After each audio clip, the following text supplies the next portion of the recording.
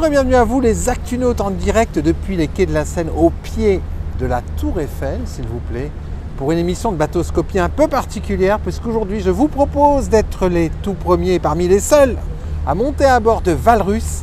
C'est le tout dernier navire de Sea Shepherd France, en l'occurrence un magnifique Targa 46. Voilà. Et pour cette visite, cette découverte, rencontrons son capitaine Thomas Lecause. Bonjour Thomas. Bonjour Nicolas. Il a fière allure, ce Targa 46. Il est magnifique. Il est magnifique. Hein. Aujourd'hui, tu vas nous le faire découvrir. Avec plaisir. Voilà, tu es un des deux capitaines de ce navire qui en fait rejoint la flotte de Sea Shepherd France. Elle est composée jusqu'à présent de quoi cette flotte de Sea Shepherd France? Alors jusqu'à présent, Sea Shepherd France c'était un semi-rigide, un Sealinger de 7,65 m, le Clémentine. Pas mal, une belle bête. Très beau semi-rigide. Ouais. Et deux coques alu qui avaient été achetés il y a quelques années. Ouais. Voilà, c'était la flotte Sea Shepherd jusqu'à l'arrivée du Walrus. Waouh, on va découvrir ce navire. Pourquoi avoir décidé d'investir dans un tel type de navire déjà d'un point de vue global? Alors en fait, forcément quand on a juste des semi-rigides ou des coques open alu, on est assez limité en termes de ce qu'on peut faire avec, tout simplement. En termes de distance, d'autonomie, aussi les conditions de mer forcément nous limitent dans les actions. Donc l'idée c'était de passer vraiment à la taille au-dessus pour pouvoir faciliter les campagnes et développer aussi de nouvelles campagnes. Donc en fait, ça fait plusieurs années, ça fait 3-4 ans qu'on travaille sur ce projet d'acheter un nouveau bateau. Et donc voilà, on a petit à petit créé un cahier des charges. Voilà, on a besoin de quoi, on veut faire quoi comme campagne, qu'est-ce qu'il y a sur le marché. Et c'est pas toujours évident de trouver un bateau qui corresponde à nos besoins, jusqu'à ce que on tombe sur Targa, donc notamment sur une vidéo sur votre site internet. On a découvert la fameuse la marque. Vidéo du Targa bateau presse de la Normandie Channel Ray, c'est ça hein? Exactement. Ah ouais. Et donc et on s'est renseigné donc sur la marque et c'est vrai que ce sont des modèles de bateaux, les Targa, qui sont assez spécifiques et ça collait tout à fait en fait à nos besoins. Ils les appellent les 4x4 de la mer. Et effectivement, on a pu le tester et ce sont des bateaux qui sont marins et qui fonctionnent très bien. Et alors comment s'est passée la rencontre avec Snip Yachting pour imaginer le bateau? Alors en fait, ça a commencé donc, Snip Yachting c'est le seul importateur en France, donc voilà, on est rentré en contact avec eux. Et puis à partir de là, on a vu ce qui était faisable en termes de personnalisation, parce que forcément on a des besoins particuliers et la bonne chose c'est que Targa, le chantier qui les fabrique, ils aiment bien faire du sur-mesure. Ça les intéresse pas spécialement de faire que de la série. Semi-custom. Voilà, exactement. Donc on a pu vraiment customiser le bateau. On a rajouté des couchettes parce que c'est souvent des bateaux propriétaires. Ça, on va le découvrir. Avec double cabine, exactement. Donc on a fait pas mal de modifs. Et puis après sur l'équipement, forcément, on l'a adapté en fonction de nos besoins. On l'a personnalisé pour que ça corresponde à nos campagnes. Tu nous le fais découvrir? Allez, c'est parti. Allez, voilà. C'est quand même pas tous les jours les Actunautes qu'on monte à bord d'un bateau de Sea Shepherd France. Regardez-moi ce marquage. Le marquage de coque, il est extraordinaire hein, quand même. Avec ce gel coat gris profond et avec tout le marquage qui est fait en quoi? C'est du vinyle. C'est du vinyle, c'est du sticker. Comme sur les bateaux de course. Comme sur les bateaux de course. Alors ce qui est incroyable, c'est ce bateau, en fait, il va servir à quoi concrètement sur les zones d'intervention? Alors ce bateau, il va nous permettre de rester plusieurs jours en mer, ce qu'on ne pouvait pas faire avant avec les semi-rigides. Il va nous permettre de rester en mer quand les conditions météo ne sont pas idéales, ce qui paraît est difficile avec un semi-rigide.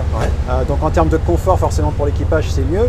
Mais surtout, ça va permettre de passer plus de temps en mer. Donc ça veut dire que, notamment pour les missions d'observation, on va pouvoir rester plus longtemps en mer. Donc on va augmenter l'efficacité. C'était toute l'idée derrière ce projet. Avec beaucoup de confort parce qu'on voit ici ce cockpit qui est bien protégé par la casquette de roof et puis le bimini arrière et qui est bien sécurisé aussi par les balcons en teck et les passes avant, permettent en fait de se déplacer à bord confortablement en toute sécurité. Et puis si on doit accéder à l'annexe, on a la plateforme de bain arrière avec un accès central et son double portillon inox. Voilà, et puis tout ce qu'il faut pour tenir l'annexe. Donc là c'est le confort et la sécurité. Voilà, tout à fait. C'est un bateau, c'est pas un bateau qui va rester au port, c'est un bateau qui va naviguer beaucoup.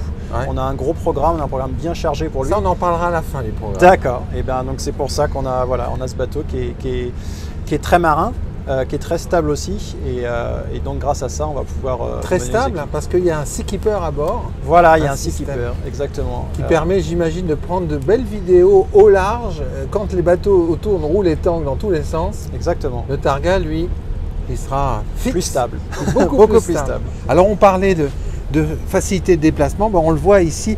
Alors très agréable, hein, le pont en TBS. Ouais. Le pont en TBS qui est antidérapant et qui est très agréable à la marche. Ces passes avant profonds et sécurisés qui permettent de tourner autour du bateau, plan de pont type walk around, voilà, pour gagner en fait la proue. Et là, effectivement, quand vous serez avec des journalistes, des caméramans, des créateurs d'images, ben là, ça va être très simple en fait. Exactement. Il y a plusieurs endroits pour le bateau. Bon, toute la partie avant, là, sur l'étrave, pareil, avec des rails très très hauts, donc c'est sécurisé. Ça va permettre aux caméramans de se positionner facilement. Et il y a aussi le flybridge, qui est un superbe point d'observation en hauteur. Alors le flybridge, justement,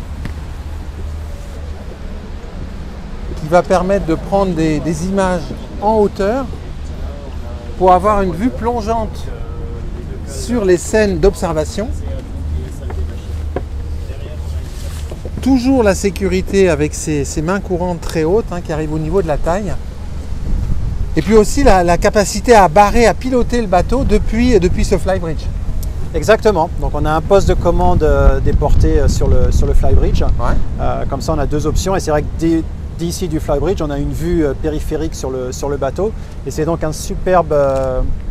on a un bon point de vue aussi pour observer les animaux marins, que ce soit les oiseaux mais aussi les mammifères. Voilà, là c'est pas des animaux marins mais presque. Voilà, ils sont sur la scène ceux-là, mais on comprend le principe de la vue plongeante. Et ce qui est intéressant avec le Seakeeper, c'est le stabilisateur gyroscopique. Voilà. C'est que quand on est sur ce fly, il y aura très peu de mouvement du bateau en fait. Ça fait une grosse différence. En fait, le Seakeeper permet de considérablement réduire le roulis. Ouais. Ça agit pas sur le tangage, mais ça agit sur le roulis. Et notamment sur le flybridge où tout est amplifié, ça fait une grosse différence. Ouais. Ouais. Allons découvrir l'intérieur parce que l'intérieur, c'est le confort et c'est la sécurité pour des missions hauturières qui peuvent être un peu agitées. Et là, en fait, le plan d'aménagement, je crois que vous aviez été séduit par cette capacité à installer une régie à bord, par exemple. Voilà, donc par exemple aujourd'hui on voit que c'est un petit peu complet là-dedans parce qu'on avait installé la régie pour faire le live de la conférence de presse. D'accord. Donc c'est pour ça qu'il y a du matos un peu partout. Mais voilà, donc on a une cabine très très grande et surtout entièrement vitrée. Donc ça veut dire qu'on peut on voit très bien ce qui se passe. Voilà, on voit très bien ce qui se passe dehors. Et en plus après, donc on a les cabines et les couchettes qui permettent de loger tout l'équipage. Oui, alors vous avez choisi de maximiser en fait le nombre de couchages à bord. Hein. Voilà, donc c'est un bateau traditionnellement qui vient avec deux cabines doubles et puis il y a deux petites couchettes cercueil. Ouais. Nous on a modifié ça, donc on a mis deux lits simples à l'arrière, on a gardé la couchette qui est sous le pont principal. Ouais. Et puis dans la cabine avant, on verra tout à l'heure, mais on a aussi modifié pour augmenter le couchage. Pour augmenter le couchage. Combien de personnes partiront en mission à bord de ce Targa 46, Thomas ? Alors je pense que ça dépendra beaucoup des missions, mais l'idée c'est d'être entre 6 et 8 quoi, en fonction des missions. 6 et 8 personnes à bord. Ouais, à 8 je pense que ça va être très serré, donc je pense que ce sera rare, mais l'idée ce sera 6, ce sera déjà bien. Alors parlons maintenant performance, parce que ce bateau, c'est un Targa, c'est un 4x4 de la mer, c'est un bateau qui peut aller vite sur le spot. C'est ça. Alors justement, tes premières impressions après avoir piloté ce navire? Alors moi, la première impression que j'ai eue en le pilotant, c'était de piloter un gros semi-rigide. Ah oui, quand même. En termes de réaction et de manœuvrabilité. C'est un gros semi-rigide. Oui, mais en termes de réaction et de manœuvrabilité, j'avais un peu les mêmes sensations. En plus lourd, en plus long, mais voilà, avec les deux moteurs, et en plus on a le propulseur d'étrave, mais avec les deux moteurs, on sentait vraiment des réactions similaires à un gros semi-rigide. Très manœuvrable, très facile à manœuvrer, et avec la vitesse aussi. Alors c'est pareil, ça part pas aussi vite qu'un semi-rigide avec des moteurs essence, mais voilà, on atteint quand même des vitesses très rapides. Justement, c'est quoi les vitesses pour aller pour aller en intervention, on va dire. Alors celui-là, on est équipé, donc on a deux Volvo des D6 440 chevaux. Ouais, avec les nouvelles embasses DPI, je crois. Avec les DPI, c'est ça, ouais. Et donc en vitesse max, on est entre 35 et 40 nœuds. Ça varie beaucoup en fonction des conditions météo. 35 et 40 nœuds. Waouh. Ah bah bon, c'est la vitesse max, c'est pas la vitesse la plus économique. Oui, bah ça c'est sûr. Mais sur le spot d'intervention, vous pouvez y aller rapidement. Très rapidement. Ou repartir rapidement. C'est ça. Et surtout, on a la vitesse et la manœuvrabilité parce que, comme on l'a vu dans d'autres campagnes, quelquefois, on a des bateaux de pêche qui essayent de venir se frotter ou de nous impressionner. Donc, c'est important qu'on ait vitesse et manœuvrabilité pour se dégager. Alors, ce bateau, il a été financé par un don, en fait. Raconte-nous ça, parce que ça, c'est extraordinaire. Alors, en fait, tous les ans, il y a cet événement qui s'appelle Z-Event. Ouais. Donc, en fait, ce sont des gamers, des joueurs informatiques. Et donc, c'est quelque chose de caritatif. Donc, ils récoltent des dons dans cette communauté de joueurs. Ouais. Et cette année, ils ont récolté plus de 10 millions d'euros qui ont été... 10 millions d'euros? Ouais, et ça a été réparti entre 4 associations. Et donc, vous avez récupéré 2,5 millions pour Sea Shepherd France. C'est ça. Et c'est ce qui a permis de financer ce bateau. Ce bateau. Alors, les missions, ce n'est pas des missions de confrontation, on a bien compris. Hein.